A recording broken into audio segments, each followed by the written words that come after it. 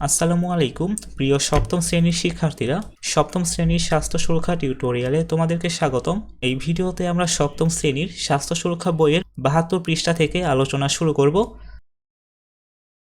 এখানে লেখা আছে আমার অনুভূতি, চিন্তা ও আচরণ। রীতা ও বিপ্লবের ঘটনা থেকে আমরা চিন্তা, অনুভূতি ও আচরণের সম্পর্কে বুঝলাম। এবার আমরা বন্ধুর সাথে ঘটে যাওয়া ভয়ের একটি ঘটনা শেয়ার করি এবং নিচের ছকটি পূরণ করি। এখানে ছক ১, আমার অনুভূতি আমার প্রকাশ। এখানে আমাদের লিখতে হবে বন্ধুর সাথে ভয়ের কী ঘটেছিল। এরপরে এখানে লিখতে হবে তখন আমি কি ভেবেছিলাম। এখানে লিখতে হবে তখন আমি কি করেছিলাম। আমরা এখন এই ছকটির সমাধান দেখে নিব। আমি এখানে লিখেছি আমার অনুভূতি আমার প্রকাশ। ছক ১, বন্ধুর সাথে ভয়ের কী ঘটেছিল। আমি এখানে লিখতে পারি দুই বন্ধু হাঁটার সময় রাস্তায় একটি সাপ দেখেছিলাম। তখন আমি কি ভেবেছিলাম। এখানে আমি লিখব সাপটিকে কিভাবে মেরে ফেলব, কিন্তু আমি যা করেছিলাম তা হলো সাপটিকে না মেরে চলে যেতে দিলাম। এরপরে রয়েছে আমাদের ছক ২, আমার অনুভূতি আমার প্রকাশ। আমরা এখানে লিখব বাড়িতে দুঃখের কী ঘটনা ঘটেছিল।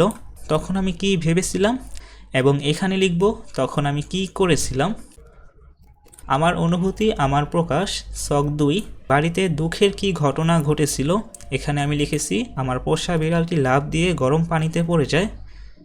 তখন আমি কি ভেবেছিলাম। আমি ভেবেছিলাম বিড়ালটিকে কিভাবে সুস্থ করব। তখন আমি যা করেছিলাম বিড়ালটিকে পশু ডাক্তারের কাছে নিয়ে গেলাম।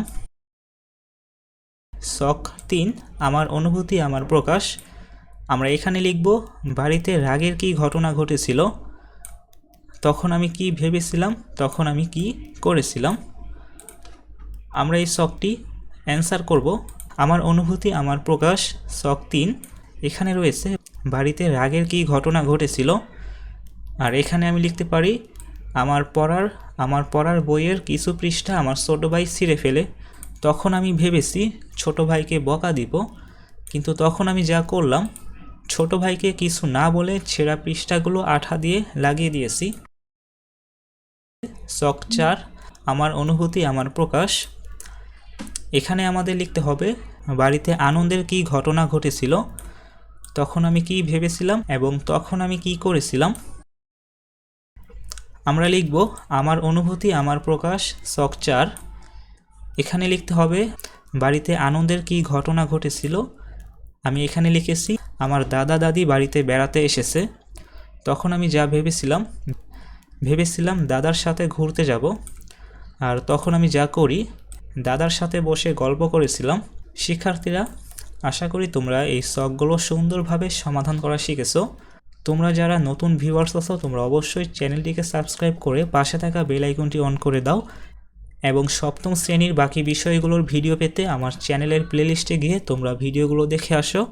এছাড়াও স্বাস্থ্য সুরক্ষা বিষয়ের বাকি ভিডিওগুলো পেতে আমার এই ভিডিও ডিসক্রিপশন বক্সে দেখো লিংক দেওয়া আছে, সেখানে প্রবেশ করে তোমরা ভিডিওগুলো দেখে আসো।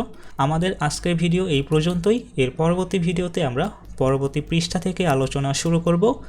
সকলে ভালো থেকো। আল্লাহ হাফেজ।